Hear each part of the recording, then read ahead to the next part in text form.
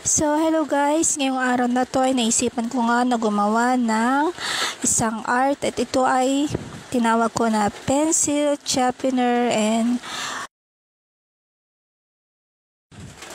so, ayan ang una kong ginawa ay kumuha ko ng isang box kagaya nitong box ng cellphone kasi medyo matigas siya kaya maganda siyang gamitin. So, una kong ginawa dito ay nilagyan ko siya ng sinukat ko siya. Ayan, sinukat-sukat ko siya para sumakto nga sa aking gagawin. So, pagkatapos nun ay kinat ko na rin. Ayan, ito yung ating pantasa. So, sinukat ko na din dito para sumakto siya dun sa loob. So, loob ko siya ilalagay. Ayan, dahil sa medyo makapal itong karton sa bandang gilid kasi bali dalawa siya. So, medyo ang hirap din niyang ikat doon. Pero, okay naman na ikat ko naman siya ng maayos. Nabutasan ko siya.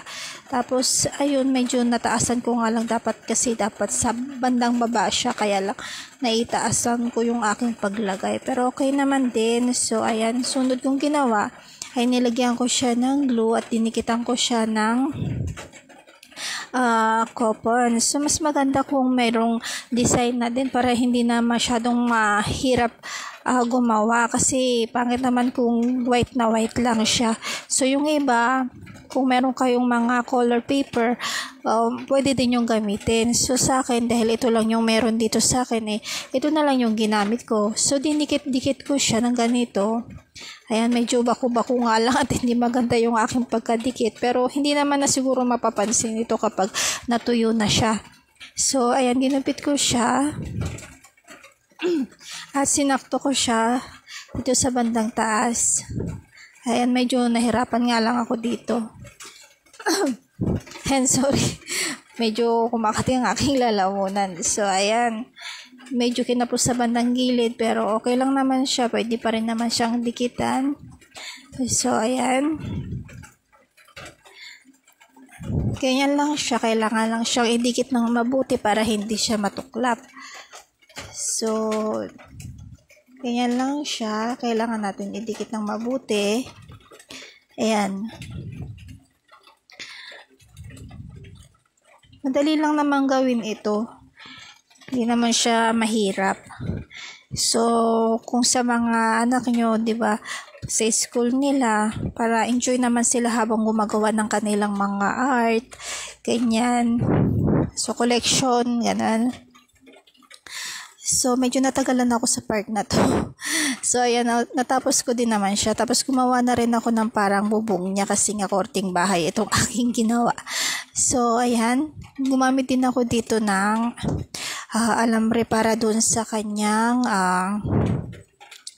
takip. Ayan. Ayan lang siya. Medyo nahirapan lang din ako dito. Ayan. So, tapos igaganyan-ganyan nyo lang siya pag maglalagay kayo ng mga basura, ganun. So, nilagyan ko na rin dito ng konting design. Ayan, sinusubukan ko kung sakto nga ba or mabubuksan o hindi. So, okay naman siya. Ang sunod kong ginawa, nilagyan ko na lang din ng, kumbaga, pang balance niya. Ayan, para hindi magdikit at para magbukas siya. Ayan. So, nilagyan ko na rin ng konting design dito para hindi makatusok. So, naglagay na rin ako ng konting design kasi nga puting-puti nga itong aking cover. So, para hindi naman boring tingnan, nilagyan ko na lang din ng design. So, itong ginawa kong design ay, ayan, puno siya. Puno na, ewan ko kung paano yung klaseng puno na yan. So, ganyan. Tapos, nilagyan ko siya ng clay. Clay na lang yung ginamit ko kasi ito lang din yung nakita ko dito na available. Kaya, yun na lang din ang ginamit ko. So, nilagyan ko lang siya ng ganyan. Parang, tawag dito. Parang ang dating niya parang bulaklak na siya. Ayan, ganyan. So, nilagyan ko ng padahon sa baba, ganyan. Nilagyan ko na rin ng pabulaklak dito sa kanyang takip. Ayan. Para may design naman siya na hindi naman boring tignan. So, ganyan lang siya kadali. Buti na nga lang hindi ito natukla-tuklap Nung natuyo na siya, akala ko maglalaglagan pero hindi naman. So, yun. Okay naman siya at maganda. So, yun lang guys. Thank you for watching.